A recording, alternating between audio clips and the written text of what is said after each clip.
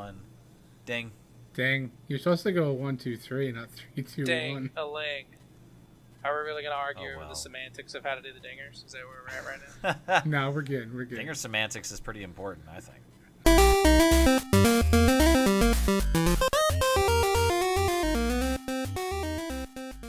Hey everybody, and welcome back to the 4-Player Co-op. I'm Gladys, and with me as always are Cryptic, Panther. Hey everybody. And doing work. Hello. Uberyoutuber can't make it to the podcast tonight again, so we'll be running the 3-man podcast once again. So the name is a lie, as always. That's got to be our tagline. That's got to be our tagline. Yeah, that's exactly. Back once again and always without the full crew. Just work that in. Lying to you in the title, as always. Yeah. 4-player-ish. So we still got a good bit of news. Yeah, 4-player-ish co-op. Yeah, that sounds a little better. Four-player curious. Yes. We have a lot of topics to get into with just 3 of us, so let's roll into first what we are playing. For myself, I'm still on PlayerUnknown's Battlegrounds. I've been playing and have a few hours into that, and I've been having a lot of fun. I play with some of the other guys that we game with normally, so it is definitely a different experience playing with other people versus playing solo, but pre-podcast we were just talking about it. I actually think this is one of the few games that still translates very well, to where if you're playing by yourself, I still enjoy it just as much, I think. And it actually might even be a little bit more intense because I don't have anybody to communicate with or watching my back. So I'm having a lot of fun on this game, and I'm trying to talk some of the other guys into getting it as well. Panther, what have you been playing? I'm still playing Shadow of Mordor. Working through the story. I'm almost done. I'm getting close to the end of the story. I do believe from it says how many story missions I have left. There's a lot of side missions and like things to do, but the game does suffer from the rinse repeat mission battle thing. It's fun, but being a badass with a sword is fun as well. Still playing Friday the 13th. I played a little bit this week. I haven't got a lot of rounds in this week, but still playing it. Still having fun. Just need more randoms with mics would be nice. Also, I was lucky enough to win a copy of Elite Dangerous for PS4. I haven't had really any time to play it. I started the tutorials. The game is hard. It is definitely sim. Oh, It is a simulator. Yeah, it is definitely sim. There's lots of information online. I just haven't had time to dig into it. I know it's going to be like sit down, spend like a half a day to learn a lot of stuff before you actually probably really get into enjoying it. There's a lot of people commenting on the subreddit for it. Some crazy things they're finding and doing. A lot of cool screenshots and stuff. So I want to get into it, but I just know it's going to take some actual seat time. Get it? Seat time? Because you're flying. These aren't your mom's puns. But yeah, so it's been kind of moved to the back burner right now while like I've been putting most of my time into Shadow of Mordor, and trying to get that done before Shadow of War comes out in October. So get that cleaned up, and then I can start working on a few of my other games. But yeah, that's what I've been doing. Cool. Work, what about you? I am still predominantly playing Friday the 13th. Like Panther said, it's tough to find. I found it tough the last couple of times I've gotten on to even find lobbies with people in them. It seems like if I host, there's nothing. It's weird. It's very strange. It seems if you're by yourself, it seems to be a lot easier to find It's a lot easier, yeah. Maybe 2 people, but anytime I'm in groups of 3 or more, it is very difficult to find. It's like if you have 3 friends, you better bring 6 or 7. Otherwise, just hang it up. Yeah. So hopefully... but it is a lot of fun. I still love playing the game. It's still fun. Hell yeah. I just finished playing through Tomb Raider Definitive Edition. It was free on PSN. I never played it before, so I figured what the hell. Awesome. Very much like Uncharted. Reminded me a lot of Uncharted. A lot of the climbing and the puzzle stuff. It's a good game. I recommend it. If you haven't played it, check it out. It was free? I tried to get... What's that? It was free on PSN? Yeah, it was a PSN PS Plus free game, and it may not have been this past month, but it was a couple of months back. I just remember seeing it, and I was like, I'm going to download that. I'll play it eventually. Huh. Did not know. It was on PS3 or PS4? PS4. PS4, Shit, yeah. Yeah, I think it was 2 or 3 months ago. Might Something even like be that. further back, Wow. but I'm not positive. Weird. But yeah, I remember downloading it as well. Weird. I somehow magically missed that. Weird. Well, I mean, you'd already bought it. Yeah, so. but still, I didn't have a digital copy. But yeah, it was weird because I would have played it again. Yeah, right. Yeah, awesome. We have some buddies that are playing Fortnite, and fair warning, like if you go to the PSN store, there is a free version of this game, but when you download it and you load it up and you get signed in, it tells you that you have to either purchase a Founders Pack or redeem a code.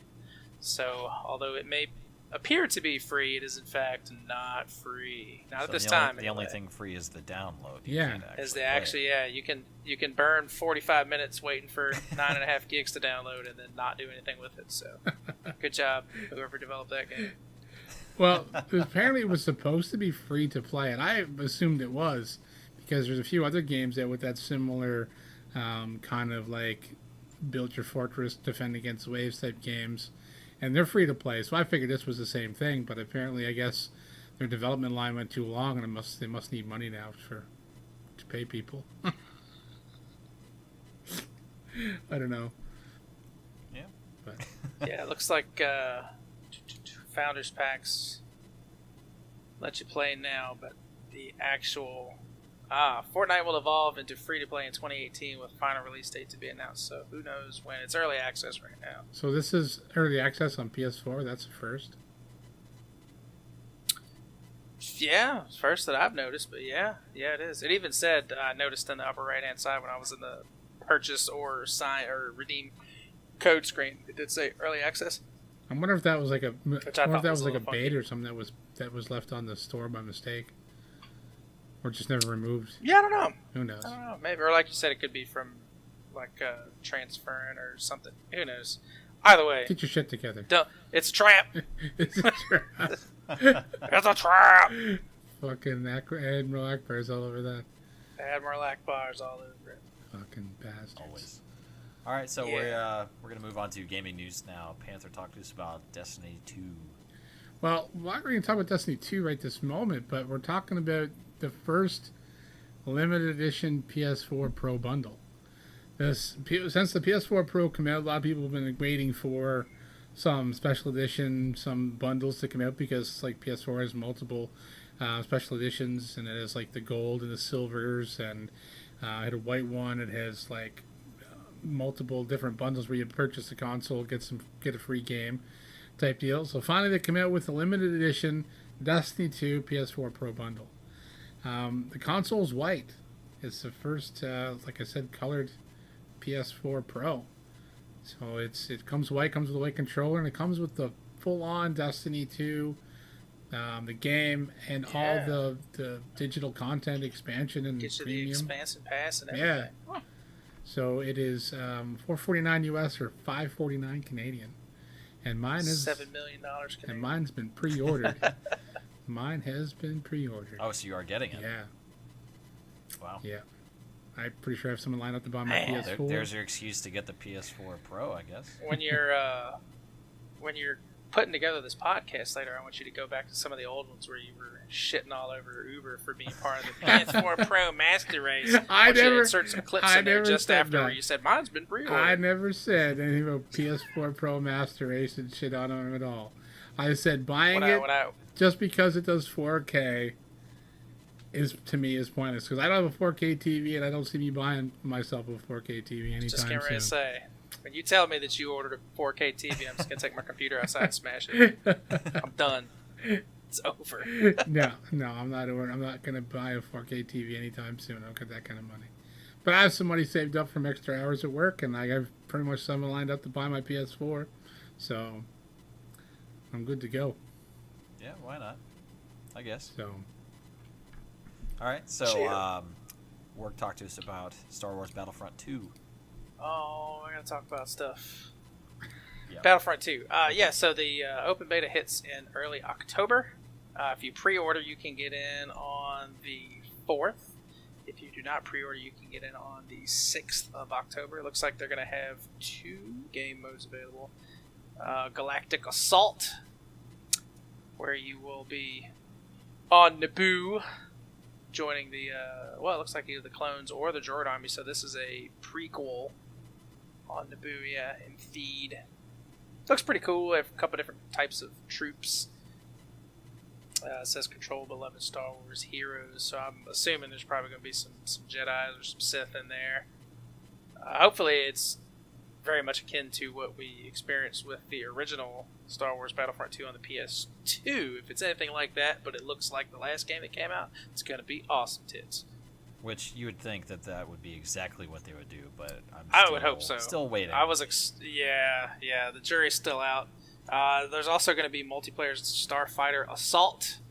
This one, it says that they're not sharing all the details yet, but you'll be able to take part in a, quote, epic Starfighter assault set during the original trilogy area, piloting an assortment of Star Wars' greatest ships. And then there's a bunch of buzzwords. Basically, it's starship fighting in space with X-Wings and TIE fighters. Hopefully some other cool ships. It's should be pretty badass. 10 on 10 or some bullshit like that, watch. Probably with a bunch of bots. It'll probably be a lot like the, what the hell was it? Was it called Starship Assault in the last Battlefront game that came out? They had a game mode for that, but you were on planets. Yeah. They didn't do it in space. Yeah, you were fighting in planets. There was, was it 10 on 10, 12 on 12, and then there was a bunch of just bots flying around you could shoot at too? Yeah, something like that. There were a lot of bots that were actually just not at all part of what was going on. They were almost like just in the background. Well, of course, it fills the big map with 20 things flying around on it. Doesn't look very nice, right? Right. Well, that's how they get to use the word epic, is because your background is very active. Of course. Which it was pretty cool. Honestly, it was one of my favorite game modes to play in the last Battlefront during like the 3.5 hours that I actually played that. If you went back and watched the EA Play demo or whatever they done, that's what we're getting at. Straight into fighting in the streets of Theed. That's what they done there. So it's and I mean, I like how now they have actual like full on actual classes. It's more of that, you know, instead of just picking a damn stormtrooper, there's actually a reason behind the character you picked. It's like it's kind of like it's got that Battlefield style classes, so there's different classes to play. And like how now that the battle pickups aren't just pickups on the street, so everyone's just going to camp in one spot waiting to be a Jedi. So I like the changes they made to the game. So I'm excited for this when it comes out. I'm excited. Yeah, it looks cool. I'm excited for confirmation of the details that I want. I'm just not sure that we're going to get them yet. I'm still waiting because they said a lot of the same stuff for the Battlefront. For the previous one. That's right. Yeah, I mean if you switch the pressers, it will almost sound exactly the same. Cautiously optimistic. I guess the only like big change with this one is no season pass. Yeah, that's right. Yeah, no which is good. Pass. Which is good. Step in the right direction. Let's just hope that they continue to walk instead of, hitting their head on a pole and falling backwards like they usually do. Like I said, from all what they've talked so far and from all the information we've gotten, I'm thinking this is a big step in the right direction, and hopefully this beta will be, will be an eye opener, and we'll see how. The other game played so well, so it's going to be, it's going to be kind of hard for them to live up to that because that game played well. It just didn't have any content. It took the whole cautiously optimistic. It took the whole content, all the DLC to be released to finally be a full game. So, yeah, I'm definitely I'm definitely excited, but cautiously optimistic is the cautiously optimistic. Yeah, that's my like permanent state of mind on this game until launch. Yeah. I'll tell you, I pre-ordered the game, so I'll tell you what it's like on launch day. All right. Speaking of being cautiously optimistic, we're going to move on to the Atari box. Atari has released photos. The first photos released so far of the Atari box, and there are actually two different designs. One of them has a wood panel front going across it, and the other one is just black and red with the red Atari logo on there. And it actually looks pretty sleek. It looks very different than current consoles that we have. It's taken some influence from the old Atari, I guess, with the wood panel. With the shaping. Like the heat fins or the heat dissipator area on the top there. That's very the lines, almost the ribs going across. Yeah, it looks pretty cool. I like the look of it. I really, really, really like the black and white. I mean, not black and white, black and red. The wood. Yeah, I like the wood grain one too. Is that a disc drive on the front of that thing? You can't really. I can't really tell. I don't. From the description, it doesn't say. It says there's USB. With the USB ports, it says HDMI. Like it seems to be, somewhat. It might be fully wireless. Current, but it's like, I don't know. It's like, what is this? I can clearly see a NIC and an HDMI on the back. Yeah. I don't know what the rest of those are. I guess one of them's probably for There's some sort of AC 4 adapter USB slots. On the front. across the top there. Yeah. Yeah, 4 USB, an Ethernet, and then an SD. I wonder what that one on the bottom left is. Optical. I'm not sure. Uh, So anyways, the pictures that we're looking at will be linked in the description. As You'll be always. able to peruse at your leisure. I think the 4 lights that are shown on the front of that wood panel, those are controller notification lights, I think. Oh, maybe. yeah, I would think so. Oh, yeah, those are. Yeah, okay. Yeah. So your That's what it looks That's like. pretty to me. your cool, too. controller They- plug in it the says that they back glow of the through console. the material. Well, those are They're just probably gonna USB be- Are those slots. US? Well, yeah, because if it's I a bet you they're wireless- going to be It's a wireless Bluetooth controller. or something. Yeah, if it's a wireless Yes, controller. that's what Yeah. I'm saying. I guess, think they're going full modern to where there's not going to be any wired controllers. That would be my guess. Yeah.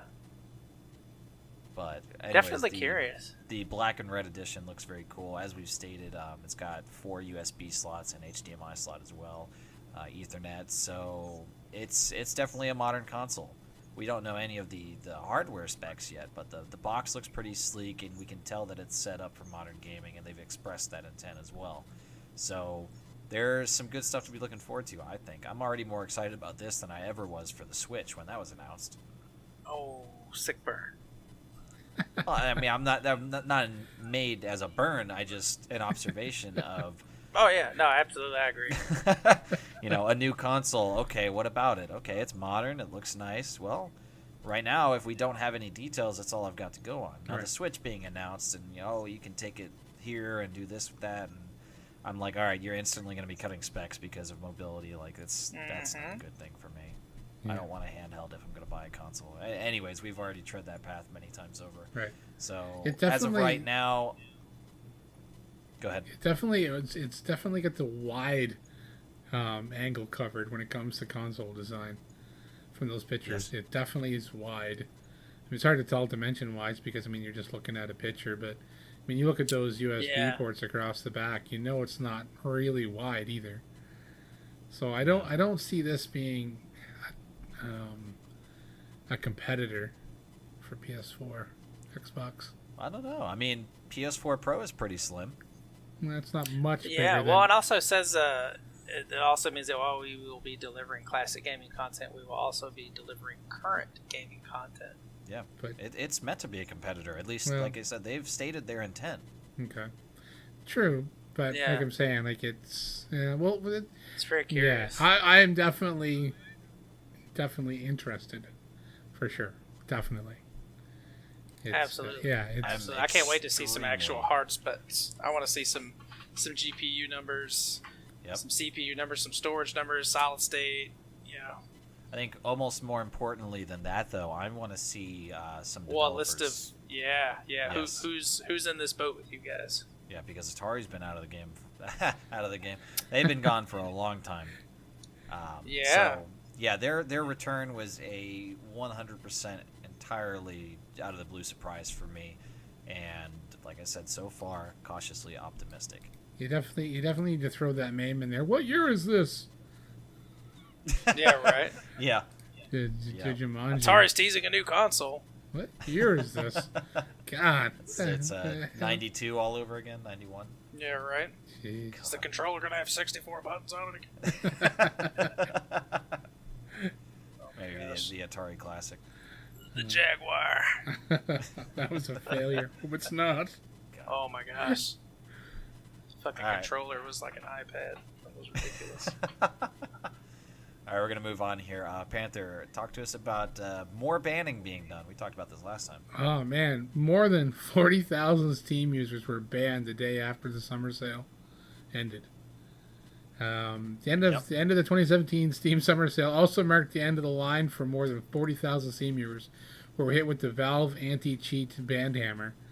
The big swing took place on July 6th. The summer sale ended on July 5th, and as far as way the biggest single day ban in the history of Steam, nearly tripling the benchmark of the 15,000 that were set in October 12th of 2016. That is unbelievable. And Yeah. I mean, you figure after the summer sale, who the hell's what anti-cheat? So are these people like buying games and doing like cheating in the games, and then they're getting banned like one day after buying them? Like, God, like I'd be interested to see the breakdown of what games. yeah, like that's not in this article. I definitely would be. So it even says another 5,000 in-game bans were handed on July 6th, on top of the VAC bans. So the total value of CS:GO weapon skins lost as a result of these bans in real money is just under 10 grand. Wow. That's crazy. So yeah, like Okay, so a good portion of those are Counter-Strike. yeah. So the Counter-Strike bans, yeah, almost $10,000 in weapons. So people must be cheating to get skins, and those people banned lost almost 10 grand in total across the board. That whole 5,000 community euros. is That's what bananas, I don't man. My get. son, I don't get the CS:GO. I mean, yeah, okay, whatever. It's a competitive type shooter. It's been around for 1,000 years, but like it just seems to be. I guess if you're not in the loop, you don't get it. But man, it's like the amount of yeah, my son plays it, and it's fun to watch him play it. But like, he gets all, he'll walk by someone that he killed and pick up like a unicorn fart red AK-47. He'd be like, "Oh man, this thing's worth $9 trillion." I'm like, "Oh, it's a fucking gun in a game. It's on the screen. Like, I don't, how's it worth money?" yeah, But yeah. It's a goddamn. whoosh. Like people right over spend my fucking head. boatload of real world money on skins and buying chests and shit. I don't. It's a whole fucking market. Well, it's like It's a whole racket. what's that space game? Eve Online. Didn't they have like a big space battle, and there was something like several $1,000s in real money that was lost, like all these spaceships people bought and shit. Yeah. If I'm not mistaken, I think the total loss was in the hundreds of thousands. That blows me away. Because there was thousands of players involved. If not Yeah, tens it of was thousands. something. It was something crazy. Yeah. People are crazy.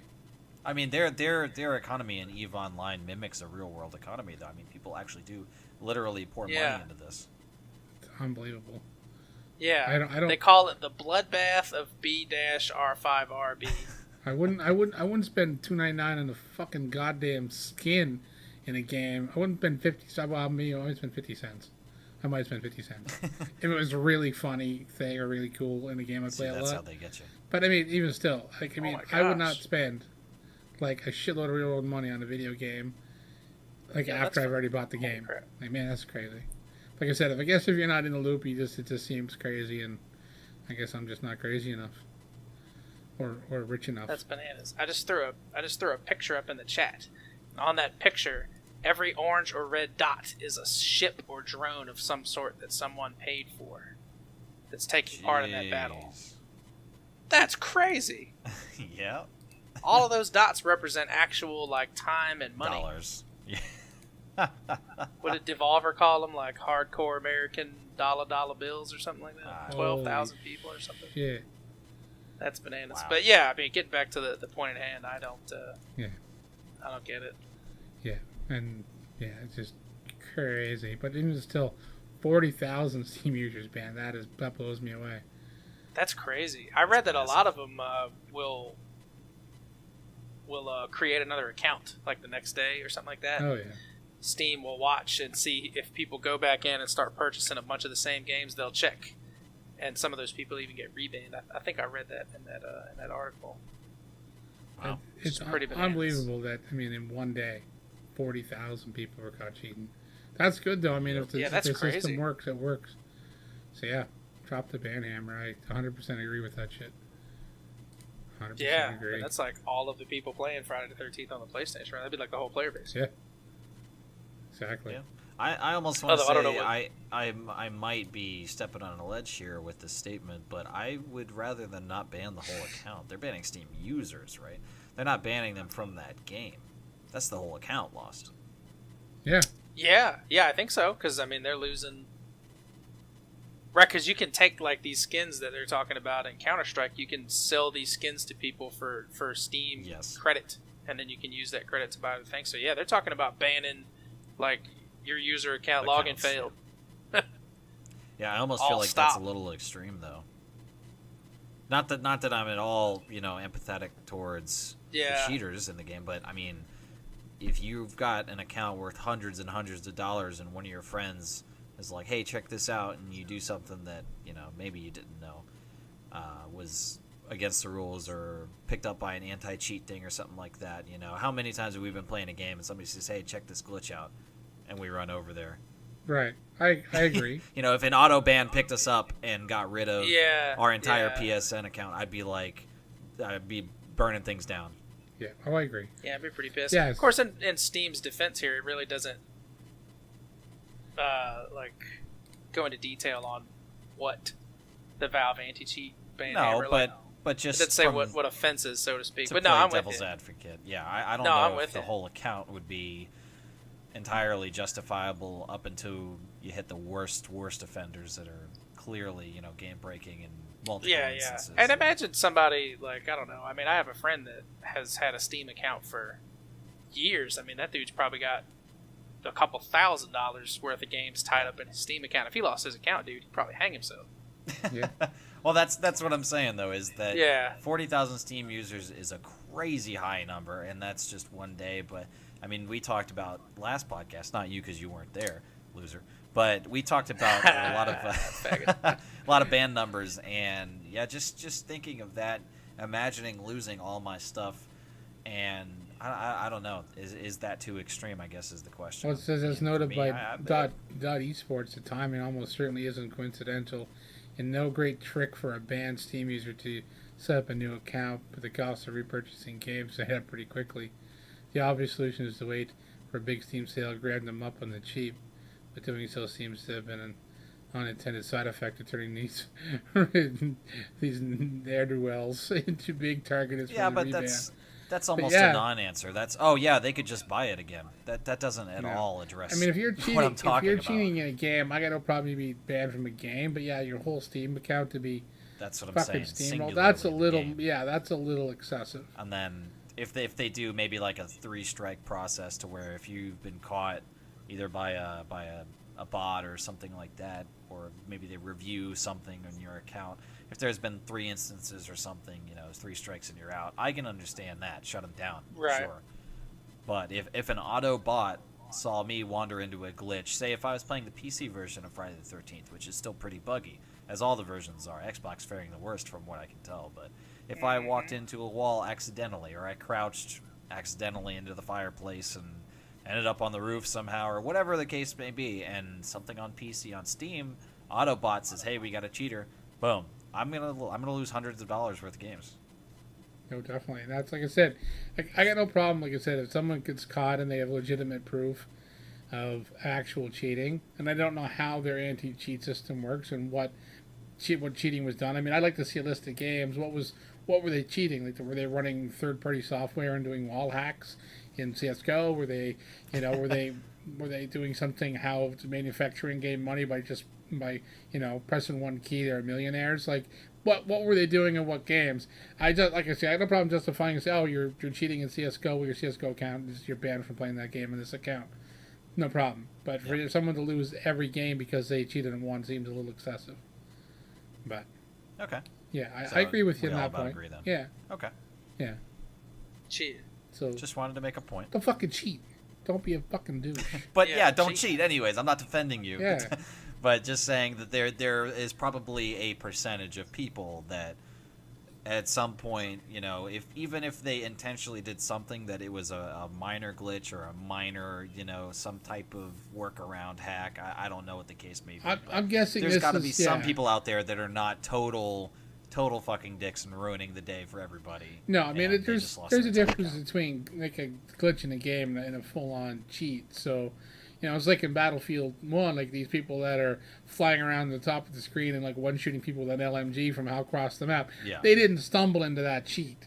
They didn't like all of a sudden spawn an attack and all of a sudden, now I'm a magic floating man with a one-shot kill LMG. Like, these guys are legitimately cheating. So if it's a legitimate cheat, ban the game, don't ban the account.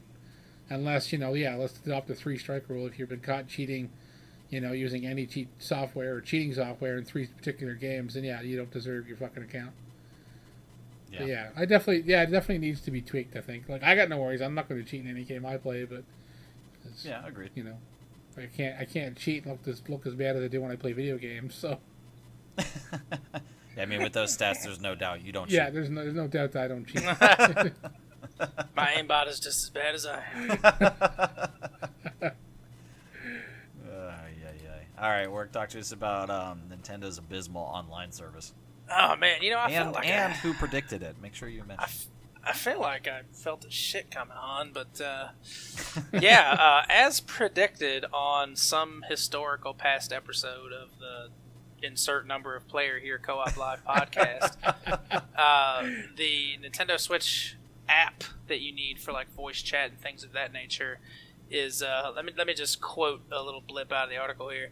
Right now, it's a convoluted mess. That's from Eurogamer.net. They have this big long article that's kind of meh because it's about the Switch, which is also kind of meh. But what's interesting here is, let's see, I was just looking at a spot here. So, all right, doesn't look like it'll be worth it. You can only take part in private. All right, so it's like part app and then part Splatoon. This article, so it's a little bit convoluted. Splatoon is the only game supporting the app at the moment. Yeah. So it's kind of talking about the Splatoon portion of the app and the app itself. But the key notes here are the voice chat is ridiculous. You have to have, not only does your phone screen need to remain on, you also need to remain in the app. So if you want to head over to like an instant messenger app and do something else, you're going to lose your voice connection with whoever else is in your party. Hope you don't get which a is phone also call. apparently very hard to set up. So yeah, I can only imagine phone batteries getting just slaughtered by this thing. So not only do you need, Not to mention all the other stuff. not only do you need your phone and your headset adapter and your headset plugged into your Switch and plugged into the wall, you need a phone charger and a long enough phone cord to reach from the wall charger to your area you're playing your video game. And that's so convenient. Yeah. It really enhances the mobility. I'm canceling my PS4 Pro pre-order. I'm selling my PS4. I'm going Switch only. Oh my god. That's so convenient. Oh my god. User has left your channel. Fuck. Yeah, it really enhances the mobility aspect of the Switch in my man. mind. Damn. Yeah, that's so hilarious. funny. There's actually a line in the article here towards the bottom that I'm going to read because it's, I think, important. Why exactly has Nintendo chosen this path? The answer, most likely and somewhat understandably, is to help keep its console a safe space for younger players by adding a certain barrier of entry for online voice chat. So, like, they want kids. This is that to me is like drawing a line in the sand. That this is not a serious gamer's device. It's only for little kids, and that's why Uber bought one.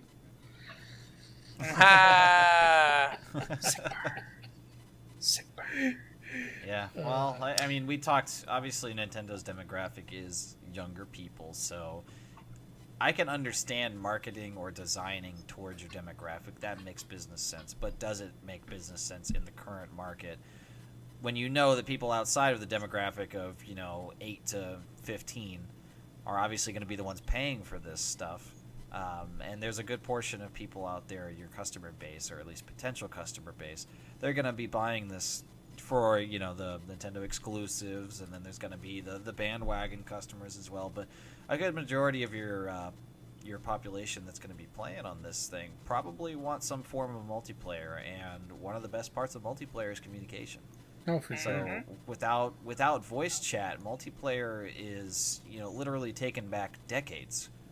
Well, I mean, it's a huge step back to not have voice chat in a multiplayer game. It's single player with smart AI. Yeah, kind of. Well, here's my point on that whole thing about, the younger kids.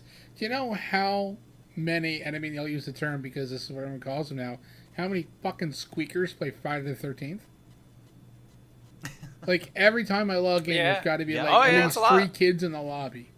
And they're not 18 years old. And this is a mature game. And it's digital only. So it's not like, their parents went to the store and bought it not realizing this is a mature game, or the kid bought it somewhere where the store owner doesn't give a shit and sells to kids anyways.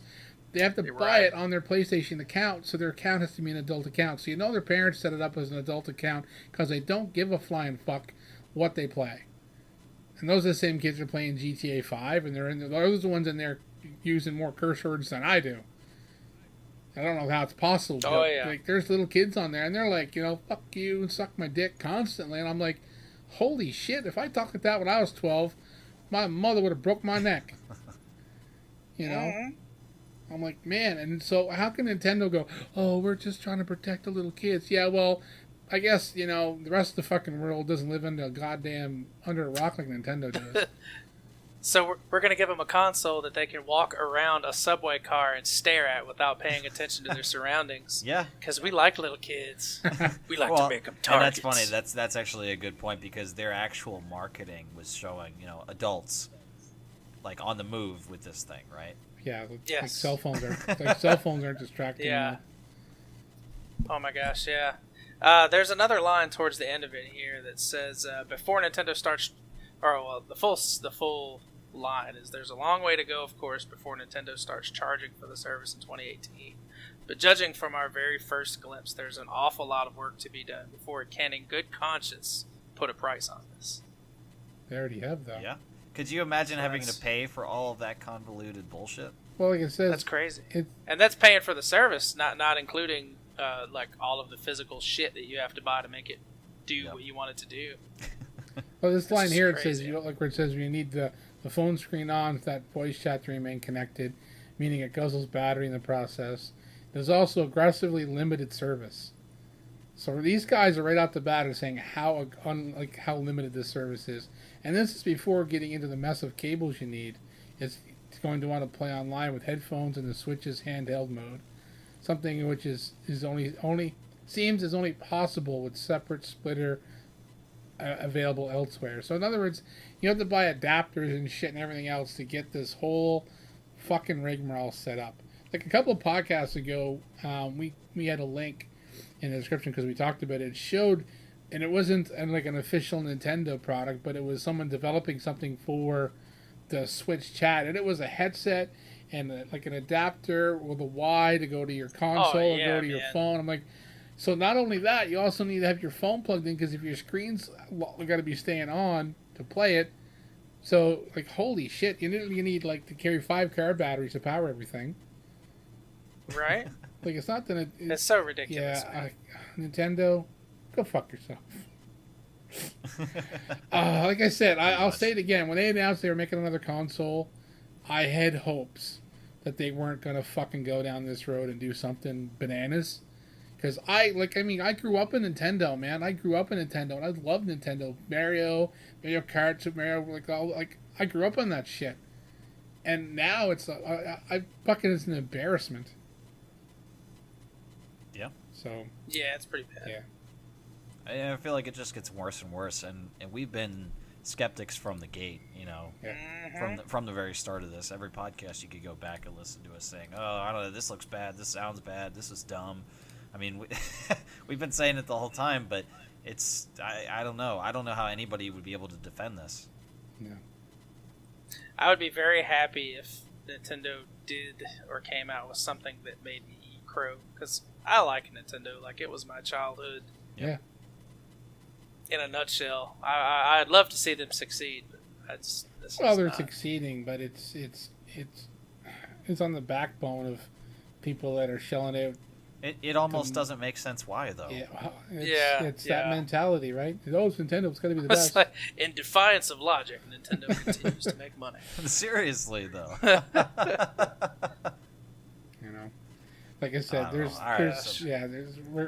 the dead horse is now pounded into a little bit of pulp now.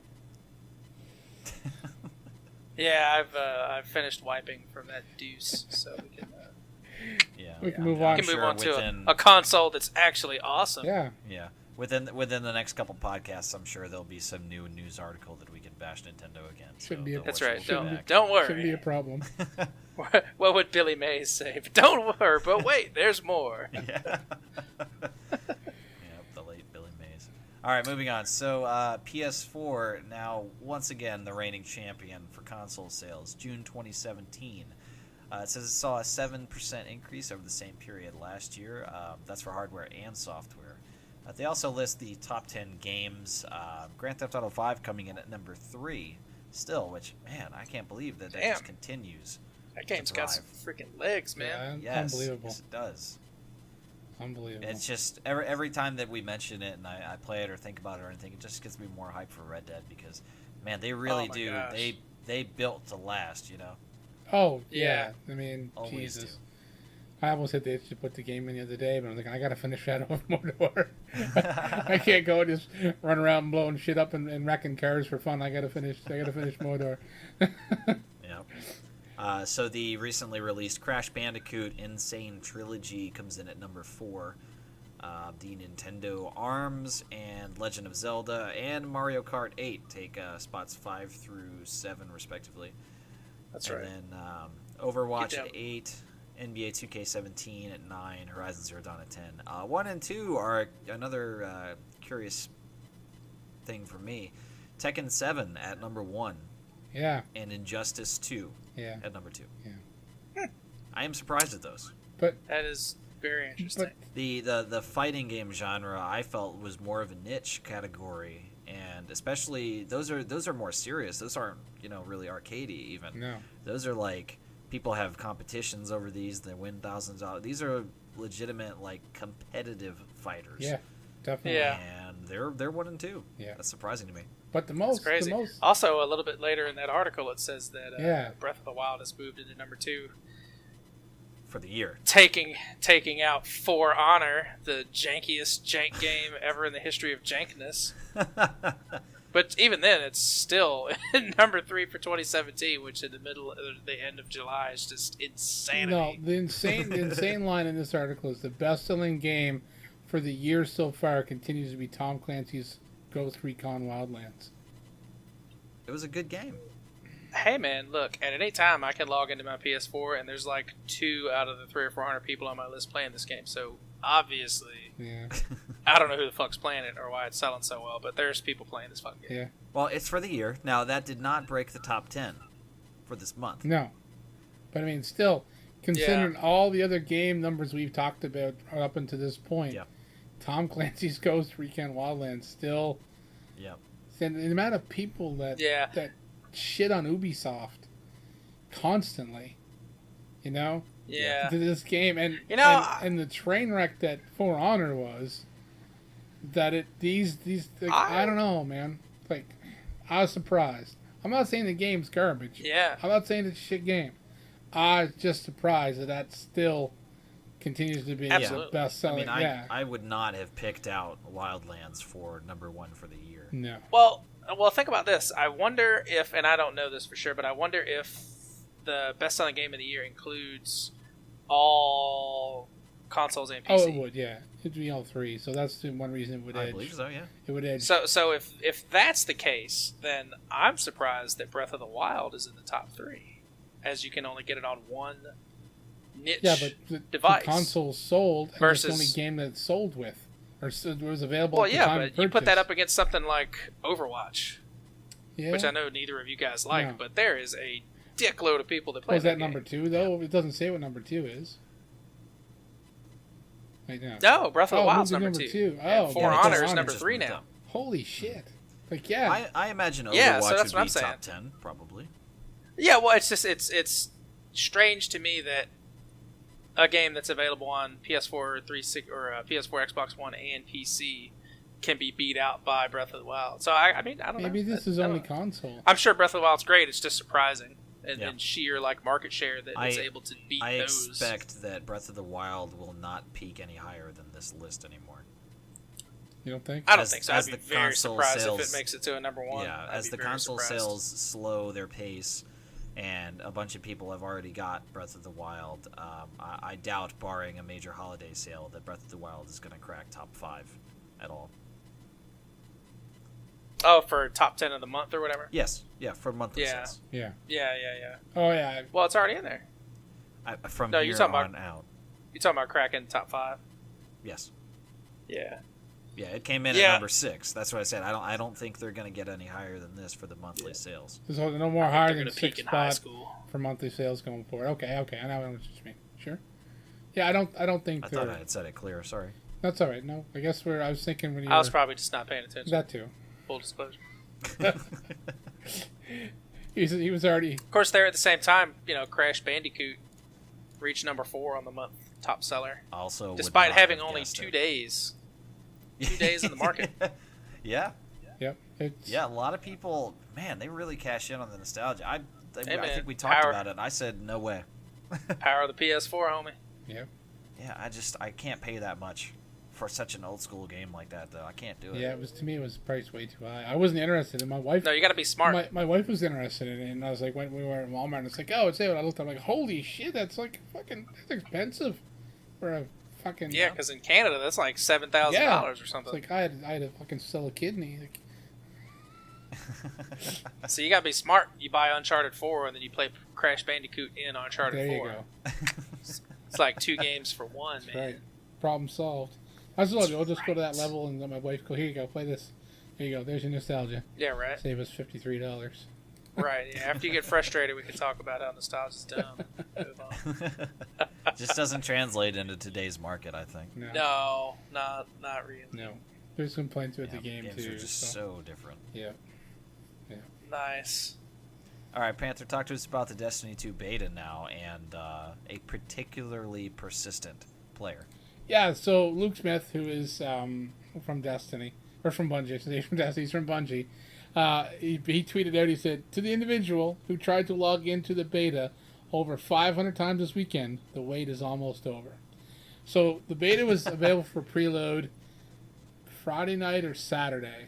I'm trying to remember what it was. It might have been Friday night. I think it was available for preload for anyone that pre-ordered the game. So it was available either Friday or Saturday, whatever it was. So anyways, between that point and up until just on Tuesday morning when this was tweeted, someone tried to log in 500 times. Because I'll admit it, after mine installed, I went and I just said, okay, what is it going to show? A menu screen? Like, what's it going to show me? So I logged into it just to see how far I could get and what was going to show me. I mean, I'll admit to it. I mean, probably everybody did.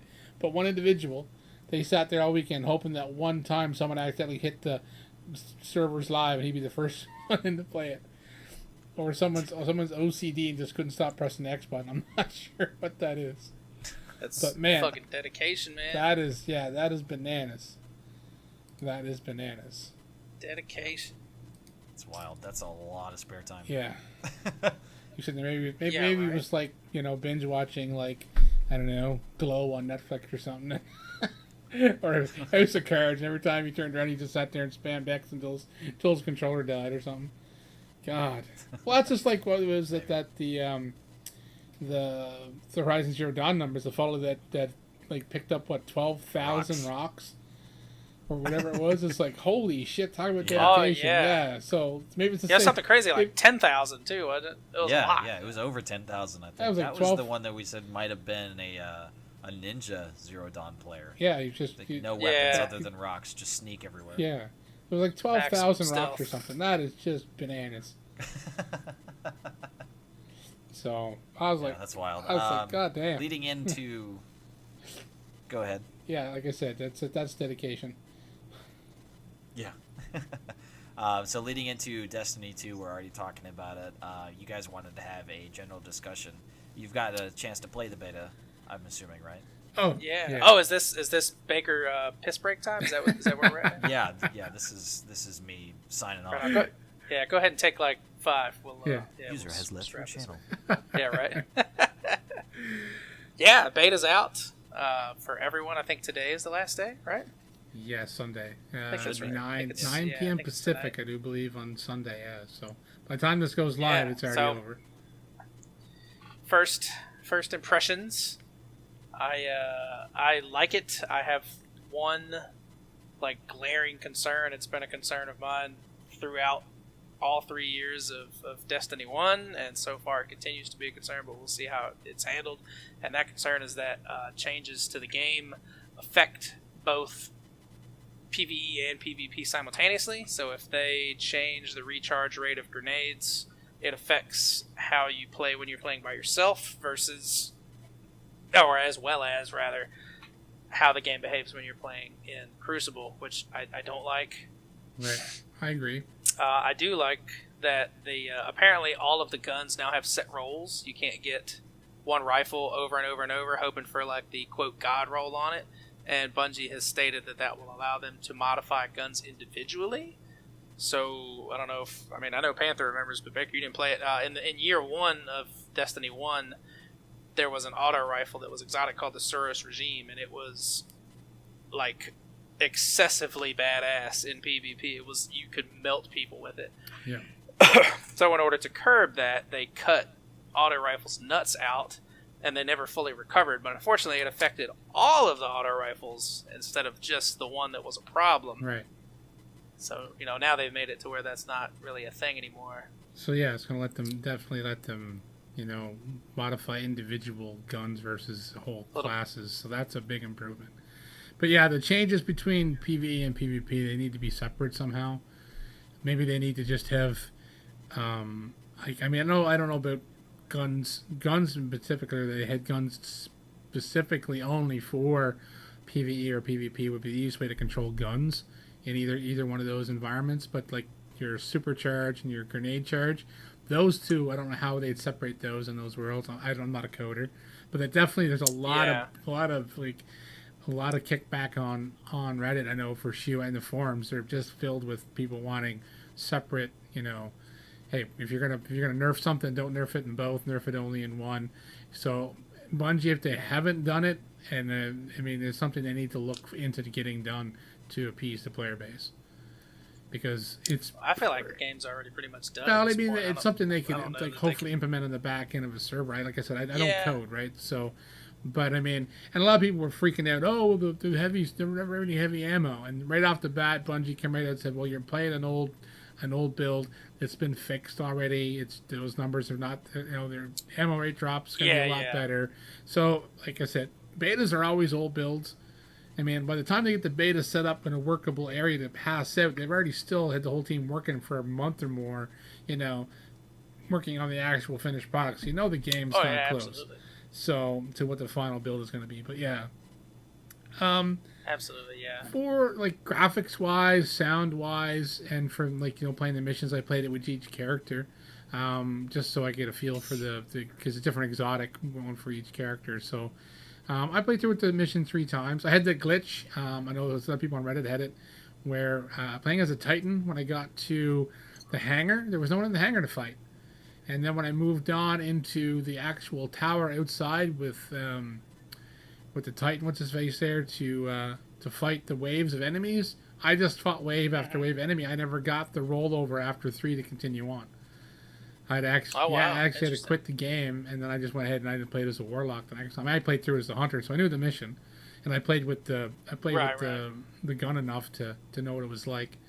But yeah, that was I just found there wasn't as much content in this beta.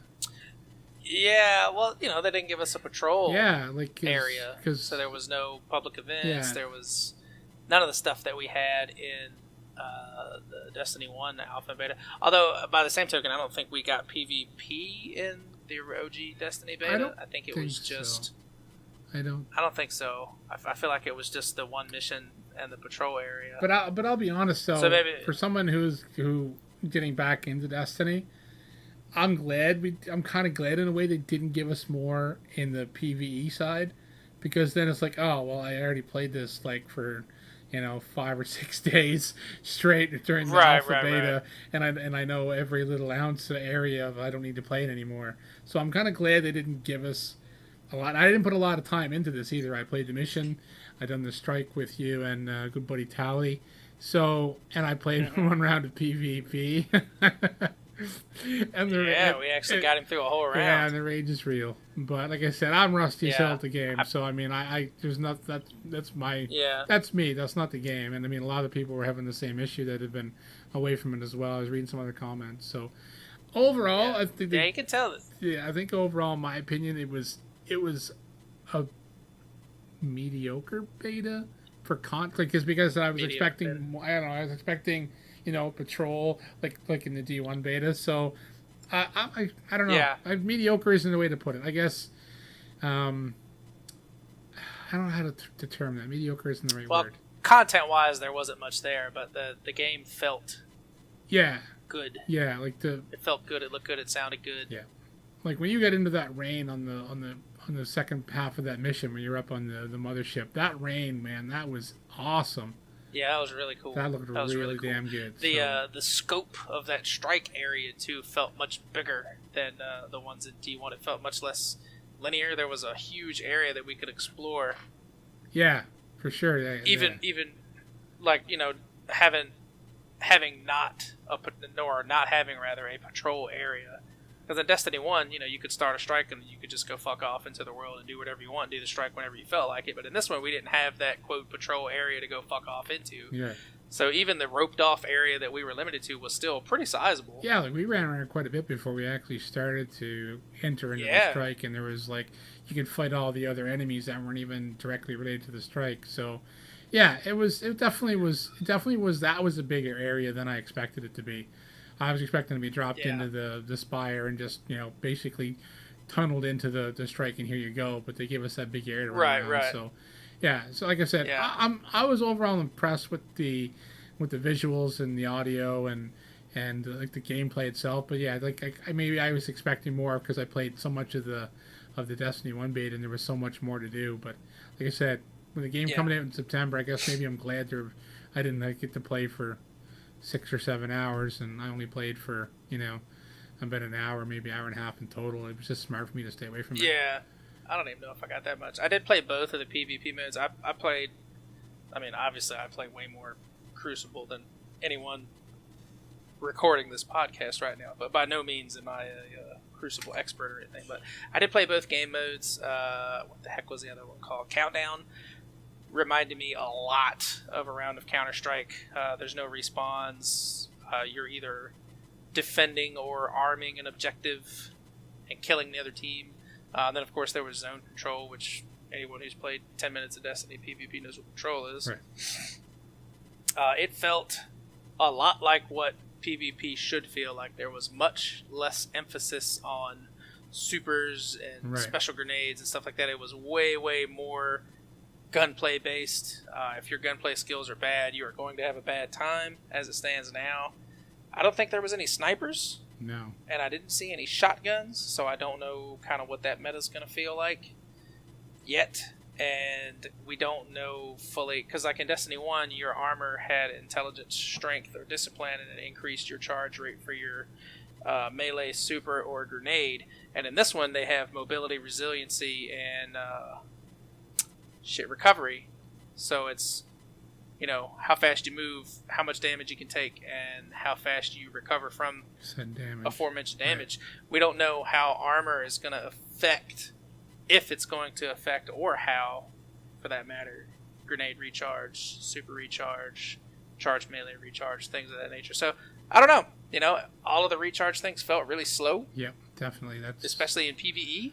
But the armor may there's probably going to be perks and feeling. stuff that are going to force people to play either fast recharging offense or fast recharging defense. I bet that's what I'm thinking. Yeah, a lot of people. I still haven't pre-ordered it, but I'm going to get it. A lot of people are saying similar to you, like where's the super, especially in PvE. Like, you know, I mean, that's kind of one of the fun things is getting your super and fucking shit up. So having those only come in at a really slow rate, it's a little different. But hopefully they can change that up so that it's better in PvE. Not so bad.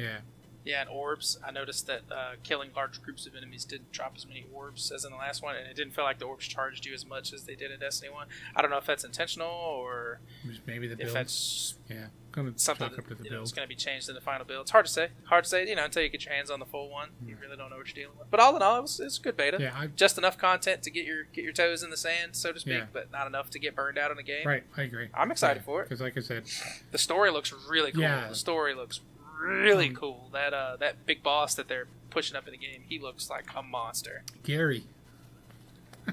Yeah. Baker, wake up. Yeah. What? We're done. Wipe the drool off of the fake dildo. Fake dildo? Dildo. Fake dildo. Who'd you even make a fake dildo out of? It's coming off the rails, Baker. Bring us back in. Okay, so Baker back here once again to make this podcast legitimate. This motherfucker. User is disconnected. God. Player Unknown's Battlegrounds, my current game that I'm playing and can't get enough of. Some monumental numbers here for the player base. Over the past 5 months, since March 2017, where they averaged 17,500 players with a peak of 67,000. The last 30 days has seen an average daily player base of just a pinch shy of 200,000 players average. And then at peak, we had 412,000. Yeah. That is madness. Yeah. So over the past 5 months, it's been in early access, and now it's creeping up close to 500,000 peak players in a day, and that's nuts. The game is getting more and more and more heavily anticipated. People are enjoying it a lot, and it's getting streamed, videos, news articles, everything about this game. It's just getting more and more and more hype and enjoyment from people. And they actually, I don't have the article up here in front of me. We talked about it or mentioned it briefly pre-podcast, but the developer, so PlayerUnknown, they had said that it was planned for a 6-month term as early access, and then it was going to get a full release. They have now stated not too long ago that that's not going to be the case anymore, so it's staying for the foreseeable future in early access. And now we don't know if that's going to be a couple months, if it's going to be another 6 months. We have no time frame yet. I'm sure the developer is going to try to get it out of early access sooner than later, but this kind of brings us to a little bit of a point where we've seen some frustration with other games that have stayed in early access and extended beta that never seems to end. Panther has a particular problem with DayZ for that particular reason. Yeah, I mean, that's one thing that kind of worries me. I mean, someone that's not, like, I don't play early access games. I don't play PC right now currently. But it's... Your audio cut out. Lost you. Sorry about that. I'm hoping my recording was fine, but you guys probably didn't hear me.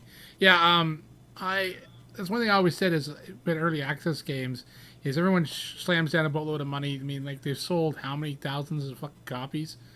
It's like $30 a pop US a copy, and how are these guys still sitting in early access?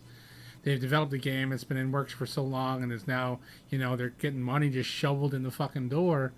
Are we ever going to see a final product? I mean, DayZ, H1Z1, those games are stuck in early access hell, along with a multitude of other games on Steam that are just early access, and that's where they stay. And that's what scares me from shelling out, like, it's $35 Canadian to buy that. It's like, well, I'm going to spend $35 on a game that it's no guarantee that it's ever going to leave early access. These guys could take the some odd millions of dollars they just raked in early access and just vanish, Yep. I mean, they got a big payday, and we're going to be stuck with a broken fucking game forever, like H1Z1, DayZ. The DayZ guy was out on the E3 stage, wasn't it, last year? Oh, yeah, we're coming to Xbox, we're coming to PS4. Oh, and you haven't fucking heard a peep out of that asshole since E3 of last year, or the year before, whatever it was. So I know the PlayerUnknown Battlegrounds team, they seem legit. I know they're constantly updating the game. My interest has peaked more and more as a game as I watch some more gameplay, and with you guys playing it. Once I get my parts for my PC, I see myself getting this, but I'm still, cautiously optimistic. That's going to be the key word of the day. Yeah, I mean, Work asked me pre-podcast to give him 60-second sales pitch for this game, and I actually just thought of a different way to put it. If you imagine a game that we all really enjoy, Friday the 13th, if you imagine that scavenge and survive mentality as a shooter is the easiest and most simplest way I can describe it. Yeah.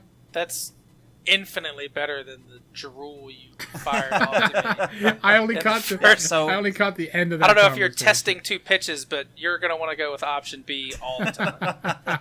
Yes. It's way better. So obviously you're not fighting a single killer. There's up to 100 people on one map, and the time or the zone that you can play in is constantly shrinking as the match goes on. So it's funneling everybody to a smaller and smaller area, and the object is just to survive, to be the last person left. So the map is shrinking. Is that what you just said? Like the play zone, the playable area, yeah. Oh, interesting. So there's other game modes. You cannot just like post up and hide. No, not unless you happen to because it will kill you. Yeah, not unless you happen to be in the actual final battle area. Yes. But yeah, it's right. Is it random? Is the yes. shrinking? There's even random carpet bombings too. It's a different zone each time you play.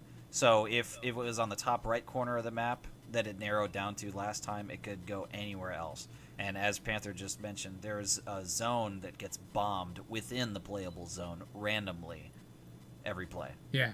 I've watched some gameplay. Like I said, the more that I've kind of, at first I'm like, oh, he's just not one of these run around, find guns, and either troll people or hide in the building until someone walks in to shoot them, teabag them, take their clothes, rinse and repeat. But as with that shrinking forced battle, it definitely adds an intensity to the game. And like I said, the more I've watched, the more interest I am in the game. So, yeah, and I've seen some funny like physics cars flying around. I've seen some funny stuff too. Yeah, the guys that do the interests me. The MythBusters guys that do the Battlefield stuff, and they've done one. I know one for sure on PlayerUnknown Battleground, and they launched like a dirt bike and they like a double backflip and shit. Like the game just looks like if you get in there with some friends and just want to fuck around, you could have some good laughs, like if you're not wanting to play serious. So there's that as well. So yeah, so like I said, the more I watch, and hopefully we get more information as the months progress forward and we actually get some legitimate push towards a final release. Like I said, I'm definitely looking to get in on this game once I get a PC built. So yeah, I guess the actual play style of it kind of feels, to further expand on my sales pitch, kind of feels like Ghost Recon Wildlands with like the character movement and the weight, with finding pieces or parts rather for different weapons, because you find weapons all over the place, but the thing is that ammo is limited, so you have to constantly search for ammo, but you're also finding attachments to enhance your weapons. And everything is randomly generated, so you could find a sniper rifle but not have a scope. You could find scopes and not have a sniper rifle. You can find foregrips, suppressors, all sorts of stuff for the different. Does everybody weapons. Start with the same? You don't start with anything. Nothing. Fists. yeah. Right, but I mean, like when you're picking up guns, is there a chance that you're going to pick up a bone stock AK and someone across the map is going to pick up like a super tricked out buried sniper rifle? All guns are naked. You have to find the attachments. Yeah. Interesting. Yeah. So there's saying everybody starts on the exact level playing field of nothing. Everything that you pick up is either an attachment, a weapon, ammo, frag, smoke grenade, but they're all just pieces of the puzzle. Yeah, like you pick up a shotgun and ammo, but when you pick up like an M14, but it's just going to be iron sights, or where you can find like an 8-time scope that'll fit on. I think it's maybe an 8 or 4 times. I watched someone pick up and put on an assault rifle, and they were like dropping dudes. So they don't even need a full-on sniper rifle. I mean, like they were. Well, and that's also the motivation to not camp. Is you could find the playable zone and hide in a closet the whole time, but if you've got crap gear, it will eventually narrow down to where people will be actively hunting you. Yeah. If there's only 8 people left and the zone is the size of one apartment building or 2, they're going to be going room to room looking for you. Yeah, and they're going to be kitted out with some badass weapons. You're going to be sitting there with a fucking a slingshot. You want to find good weapons and attachments. Yeah. Well, there's a crossbow. Yeah. In the game, there's a scythe. I've seen a whole lot of random stuff. There's a frying pan, for fuck's sakes. Yes, the frying pan is OP from what I hear. I like that in your original sales pitch, I had no interest, and now just listening to you just talk about the game under normal circumstances, I'm actually interested in it now. He's like, well, I mean, you kind of put me on the spot here, so it's had some time to marinate. He's sitting there now. Damn right, I put you on the spot. He's sitting there going, well, I guess the young fella ain't getting any food this week. I'm buying this game.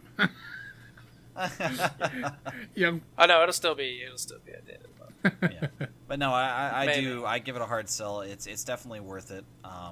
But yeah, I guess I just mentally had not drawn the comparison between Friday the 13th's scavenging aspects and this game's being similar, but they are, for sure. They absolutely are.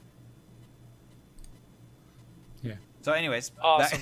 back to what we were talking about. I did the math on the numbers here, just for the confirmed peak players here, 412,341. I did the math times the price of the game, and it comes out to over $12 million. So if these guys don't get it out of early access within the next few months or so, I don't really understand why at that point, because they've got the money to expand their team if necessary. Even if they release it out of early, if they just take the early access tag off, I think a very sizable portion of the player base would be happy enough with the current product that we have. Now, that's not to say that we want it, that we don't want it better, but I think a lot of people still get $30 worth of enjoyment out of this game. Right. I know I do. Okay. Well, that's a fair enough analogy. Yeah. And it has more than just one game mode too, right? It has other game modes other than just this one, right? No. Are you sure? No, it's Battle Royale. The only thing is that you can play it with in 2 different types. Well, actually, I guess technically 3. You can play solo. You can play duos, which is everybody on the map is paired up with somebody else. So instead of it being solo versus 99, it's now 50 teams of 2. Okay. So that's duos. Do you get to pick your partner? Yeah, like I was playing with Link for a few hours the other night. Right. Yeah. So you can do duos, so that'd be 50 teams, or you can do squads, up to 4 people. Okay. I thought there was one of the other people that owned the game, or someone else had mentioned it, that there was a different like full-on game mode, but maybe not. Maybe it's an add-on or something. I don't know. Not that I'm aware of. Okay. I mean, I still only have a few hours. Yeah. So I'm absolutely still a newbie to it, relatively speaking, but I have not seen any options for it. The main menu loads up, you see your character, and then you hit play. Okay. I mean, I don't. All right. I have no idea. Well, hey, there you go. Today I learned. If you're on the fence about it, if you've played Friday the 13th, if you played Wildlands or any other type of scavenge and survive type of game, it's competitive, but it's a lot of fun, and it's great with people. It's great solo. I really enjoy it. I don't know. It's a lot different than any other type of game that I've played. It's got a bunch of aspects of all of them, but I think it does it very well. Okay. Good. Cool. So, sales pitch over. Panther, talk to us about Sony. So, another major update coming. Sony is looking for beta testers for the new update for the PS4. I figure it's going to be version 5.0. No information released, other than they're looking for beta testers. And one of the things in the beta test, whenever you go to register, it asked if you're a PlayStation Now subscriber or not. Yes or no. That was the extra question, like on the. Cause I signed up for beta before, never get in, but it was just like, do you accept to agree to communications, blah blah blah, the typical, yes no bullshit on a registration. But this time they asked a specific question if you're a PlayStation Now subscriber. So I wonder if there's something changing with the PlayStation Now subscription type or whatever they're doing, so the people that they can get abundant of people that are actually subscribers into the beta test. So maybe that's what they're going to be looking at more so. I don't know, but I'm wondering what else they're going to add to the PlayStation. I mean, if you look at the list of stuff that they've given us, the adding of the external hard drive support, the stuff they've changed and given us since the inception of the PlayStation, they've checked off a lot of boxes of a lot of people that have been asking for changes. So, I mean, we got the hard drive support, custom wallpapers, and they've done a menu refresh last time. That was pretty big. I mean, the notifications need to be fixed because that notification thing is shit. That was a mistake. They need to, in my opinion, they need to kind of change the store up a little bit, but I don't know if that would be totally with a firmware update.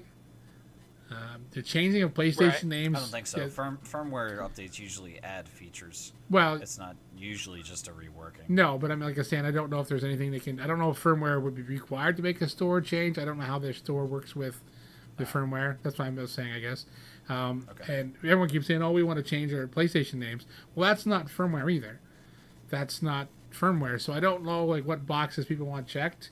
So I want anybody that watches this, the whole 3 people, can you comment on what you want to see added to the next update?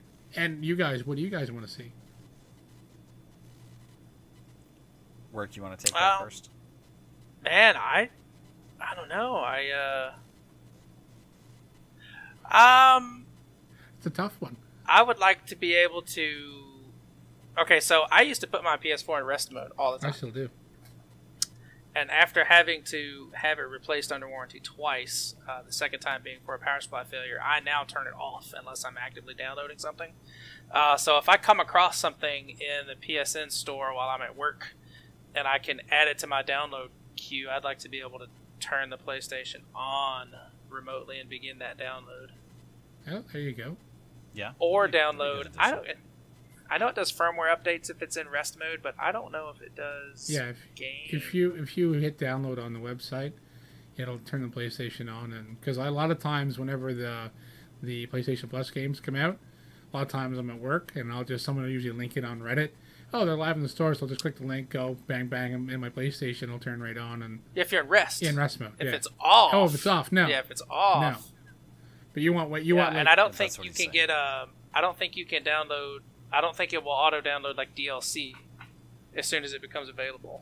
I kind of like, if I have a season pass and a game that I have installed has a DLC pack released at 2 a.m. and my machine's in rest mode, like go ahead and download that for me. Yeah, that'd be nice. Yeah, that'd be cool. That'd be nice. But I mean, that's getting so far down into like the nitpicky barrel. Right. Being able to remotely turn it on would be like a Wake on LAN option, the old school PC setting, right?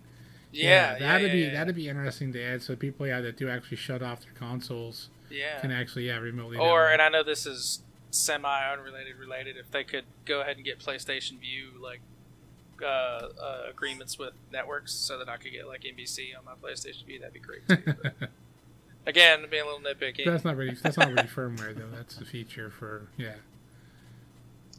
Yeah, no, it's not. You're right. But I know what you mean. Hey, what do you think, Baker? What do you want to see added?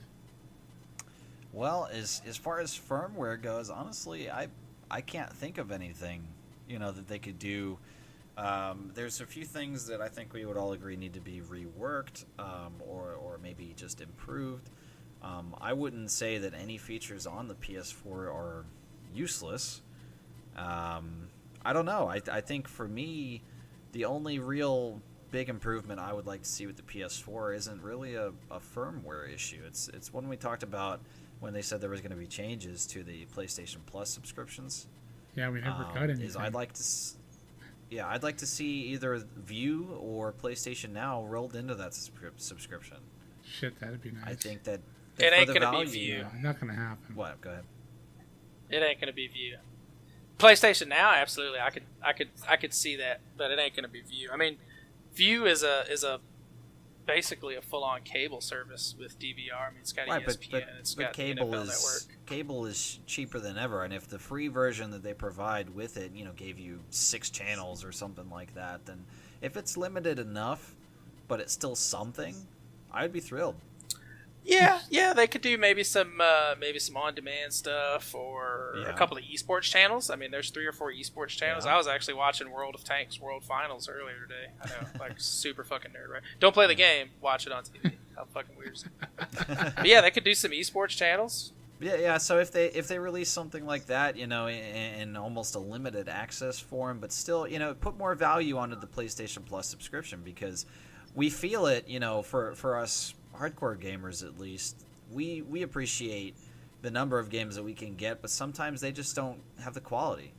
Right. Most of them are indies, which the 3 of us don't really play as much. I think out of all of us, Panther plays the most of the indies, but I don't really care for it. My subscription is almost entirely just so I can have the multiplayer.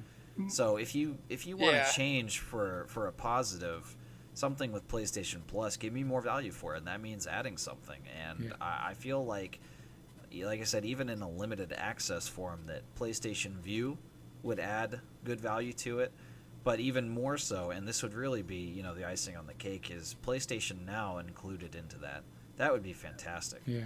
The service itself is only, what, $9 or something a month? Yeah, something like that. And, speaking of that, I saw a post on Reddit, and this is related to PlayStation Now, where there's like a queue, only so many people can play a game at a time, and this guy posted a screenshot where he was like, you're 42nd in line to play whatever the fuck he was trying to play. So I'm wondering if this PlayStation Now, wonder if they're going to do what the Xbox or Microsoft has done and let you download the damn game and play it instead of stream it. I wonder if they're going to try to do something with that. Possibly, but That would be a smart move. I think streaming is the more efficient use, though. People, but people with or a janky more efficient internet. point of access. Yeah, but people with janky internet don't like it. People already complain about it. People like there's people that say they cancel their subscription because streaming the game was just horrible. Some people don't have great internet, right? So, and with you guys losing net neutrality, you guys are going to be even worse off. Yeah, I know. But, well, that's not really to defend the view or the PlayStation Now. I guess that's not really the service's fault. That's the people that don't have the capability to stream. Well, but that's now, not at all a negative on the service. No, but still, it's still a negative on the service because if I had crappy internet and I wanted to have Now, well, like it's useless to me because my internet sucks. But it doesn't. But if it did, then I'm like, well, I don't have the option to download the game overnight and then play it the next day. It's like, oh, you can't play this. The service is useless to you because you maybe don't have good internet available to you, or maybe you can't afford a better overall internet package. I mean, not everybody lives, in a metropolis where there's multiple options, again, right? I have to disagree and say that that's not the service's fault. I mean, if somebody in Zimbabwe is still using dial-up, it's not a detractor from View or PlayStation or streaming on YouTube, or it's not those services' fault that Zimbabwe doesn't have anything higher than dial-up. It's an improvement to the service, allowing the option to download the game for people who are on maybe a lesser network than everybody else is available to them. I'm not saying it's this technically all the service's fault, but not having that option to be able to download the game and play it directly off the console does limit the amount of people that, in my mind, would pay for the service. So it's an improvement. And I'm not blaming. What if they allowed you to download the game, but your console had to be online to play it? But it just had to be online just enough to do like a handshake. Sure. Like, yep, he's good. Like his service is up to date.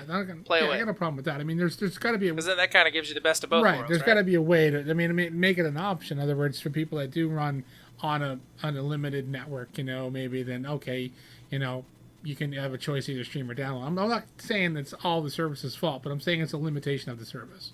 How about that? Is that fair? Okay, I can agree more with that. Okay. Sure. But as far as firmware, I mean, I'm taking these a lot from the comments I was reading on Reddit, and I think there might even a few on the bottom of this post. A lot of it is no, it's not this post. It was another one I was reading. There's no comments on this story. It's the other one I was reading where people were saying about like boulders. Let me be able to like permanently pin games to the main menu. Let me permanently remove like stuff from my back, like the library. If you in the library, all the shit you've ever downloaded. I'd love to be able to do that. Yeah. Yeah. Or remove stuff like I'm not subscribed to PlayStation Now, but it's on my fucking list. Like I gotta breeze over it. You can delete that icon from the desktop there, or from the main screen, the one that we just added. You can just delete that. I did the other day. But I mean, let us kind of make the UI a little more customizable. Like, let me pin Netflix instead of having to go to the TV thing, wait for the menu to populate down. Let me drill down past.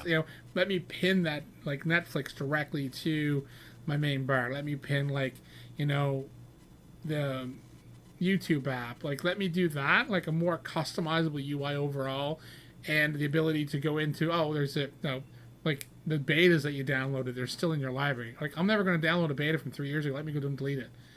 Like, don't let it clog up my library list. Let me organize my library list and pin stuff to my main menu. Then I'd be happy. I think that's about as far as, as of right now. That's all I can think of. And like those ideas are not directly mine because I mean, as I was reading those comments, I'm like, shit, yeah, that'd be great. Yeah, that's awesome. So it's not my idea, but I totally agree with them. Sure. Well, another one of mine point of improvements that I've been thinking of now for the past few minutes as we're talking about it is the streaming capabilities of the PS4. While it's awesome that any PS4 can stream at any time to multiple sources, I feel like the streaming itself, like how it's presented on the screen, is extremely lackluster and not efficient. It takes up, the right almost a quarter of the screen. And for most of the time, if you've got the video showing of you playing, and even if you don't, the text bar is still non-transparent, covering a quarter of the screen vertically. It's very intrusive. I would love to see a reworking of the text to show up, across the bottom of the screen, like you. When you're streaming a game. Yes. See, yeah, when you're streaming. See, when I stream like from the console, I'm lucky enough. I stream and I put up YouTube, and on my monitor, because I have dual monitors on my desk, and I game off one monitor, and my PC runs the other one. So I turn that stream window off completely, because it's annoying. I know what you mean, because I know you use it because you don't sit in front of your computer as well, the same as I do. So, yeah, that would be a nice rework. I definitely agree with that.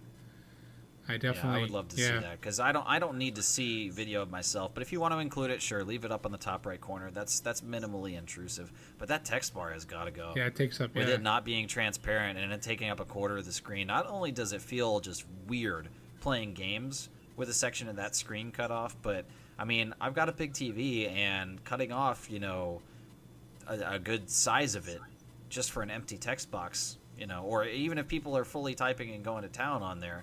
I don't know. I would rather see it as like a live chat that popped up, and it had a few seconds on the screen before it moved to the next one. I would rather see it done like that, to where I'd have a little bit of time to read each one and then it would go. I don't need to see. Yeah, the text box needs to be. Yeah, it needs to be on the bottom, Well, move it around. Well, I mean, you can put the top. Have it customizable, but have it like a transparent or semi-transparent, so that it's more like the Twitch interface you see a lot of people use when they live stream on Twitch off PC. It's just incredibly intrusive. Yeah, I agree. I'd use it more. I'd use that more and not worry about loading up the secondary chat and on my PC if it had a better type chat window for streaming. I agree. Yeah. But again, probably not firmware. I don't know. Yeah, I don't know if that's firmware related or not. I imagine it would be. It's part of, the streaming service built into the console. I mean, if it has to be firmware related. So that's another good point. I agree with that. And fix the fucking notifications. God damn it. I hate that notification. All right, so moving on, we've got 2 topics left and only 8 minutes until Game of Thrones airs, so we need to wrap this up. Work, talk to us about Microsoft and VR. We can do this quick. At E3 2017, the Xbox One X was officially unveiled, and the mention of any sort of reference to VR was absent. Like, completely absent. They didn't talk about it in any way, shape, or form, almost as if to say the Xbox One X is not fucking compatible with anything ever. So, what is this? Finder.com did an interview with Seth Luisi, I guess. He's the founder of Farpoint developer Impulse Gear, who developed a VR game called Impulse Gear, right? No, That's the game? Farpoint. I think so. Farpoint? Yeah, something like that. Farpoint's the game. And Impulse Gear is the developer. Yeah, whatever. That title's really weird, worded really strange, but yeah. It is very strange, yeah. They could both pass as game titles. His point was that Microsoft should embrace VR. Now, obviously, as the developer of a VR game, his opinion is a little biased, because he wants to open his game to as large of market as possible. Right, of course. But it begs the question, PlayStation has PSVR, and while it's not wildly popular, it is something that only you can get on a PlayStation right now. You can't plug in your HTC Vive or your Oculus Rift into your Xbox One S or X or anything else. So, is Microsoft making a mistake here by not doing that? Do you think that at some point Rift or Vive, however you say that, is going to be announced as compatible? Well, didn't Microsoft put a bunch of money into Oculus? Aren't they like I believe so. There's something. I feel like you're correct. Yeah, something with them and Oculus. Like I said, I as someone who's not going to probably buy VR because it's expensive as fuck. I think I wish I could play it. There's some things in VR, mostly on PC, because I don't know what all available for PlayStation VR, but some of the stuff I've seen on PC, like if anyone who watches Roboss's YouTube channel, that dude plays a shitload of VR games, and some of them look like fucking fun. So some of those are pretty neat and pretty interesting. But the amount of money that you got to spend to play VR, to me, just puts it out of the bracket for me. But yeah, I was totally surprised that Microsoft didn't drop anything VR at their press conference. Yeah. That was the big shocker. Yeah, for me. so Microsoft is partners with Oculus. Back in 2015, a partnership was announced. When you get an Xbox One controller with every Oculus Rift. That's it. And the ability to stream Xbox One's games to the VR headset. This was all announced back in 2015. I don't know if it's something that's actually happening, but Microsoft's hand is definitely in that cookie jar. But must not be deep enough for them to announce anything at E3. Maybe, maybe there's not enough. I mean, we haven't seen any AAA. No. I'm using air quotations here. AAA VR. We haven't seen a Destiny VR. It'll be interesting to see the response to Fallout 4 VR and Skyrim VR when they're available on the PC. Like what percentage, and maybe if there's a huge response, we'll see a little more. I mean, I don't think that there will be, though, realistically, because there are not huge numbers for VR sales, as far as I'm aware. The numbers are like for VR, I think, were higher than they probably initially expected. But there's still, the market share. No, the market share is not there for someone to look at a full-on AAA, development team solely making a VR title. That's the problem. Is to make something now that they're basically developing for another fucking platform.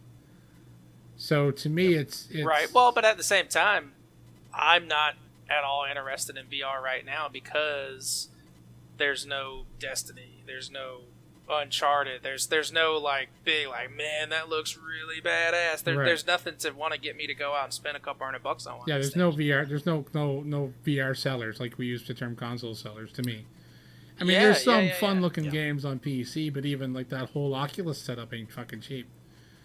So yeah. Oh no, it was just on sale recently. My friend got one, but I think he still paid over $400 for the thing. Yeah.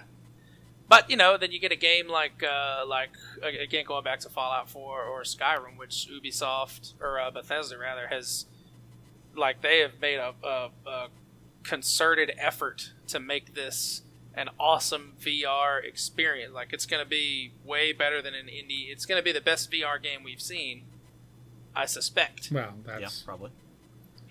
Do we think that will drive some sales? And if it does, in fact, drive some sales, who knows? Well, I don't know, because it could possibly. I mean, I'm sure that Skyrim is going to sell, like hotcakes in the VR market within that niche.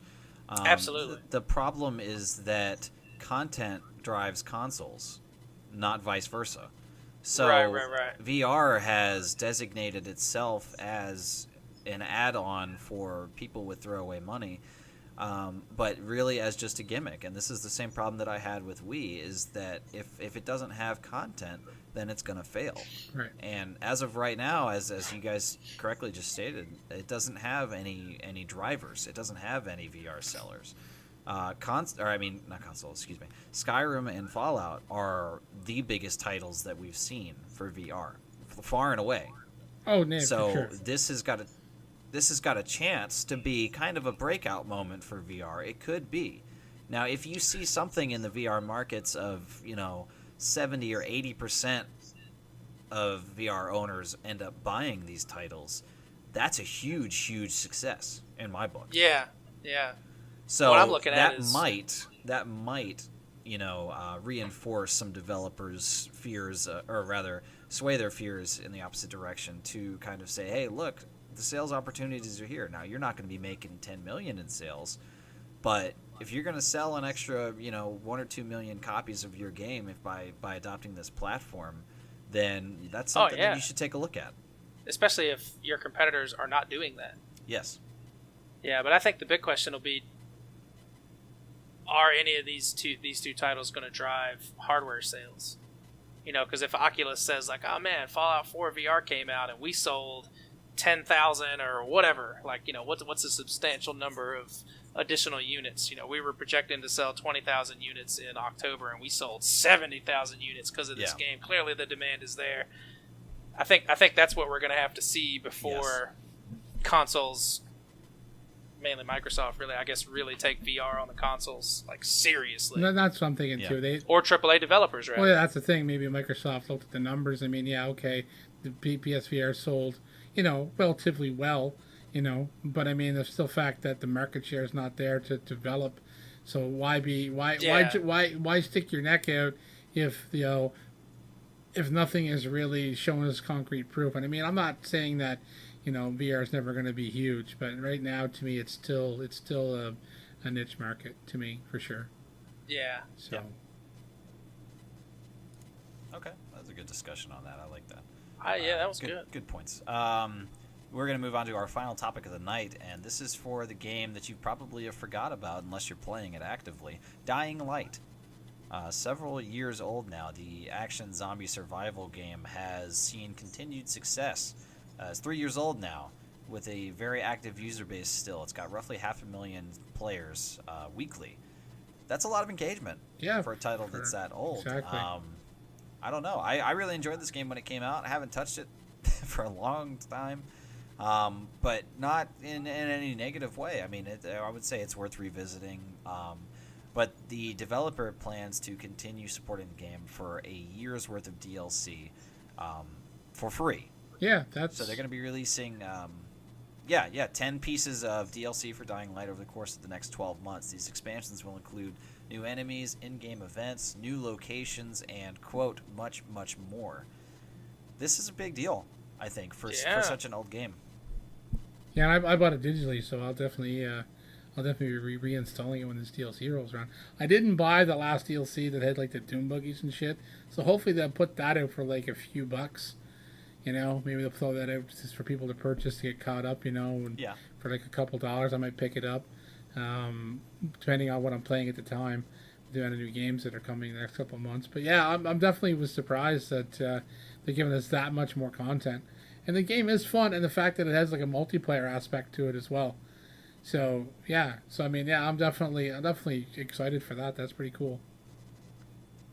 Yeah, and for me, I did not buy it digitally, but now with it being 3 years old, I'm sure it can be picked up on the cheap.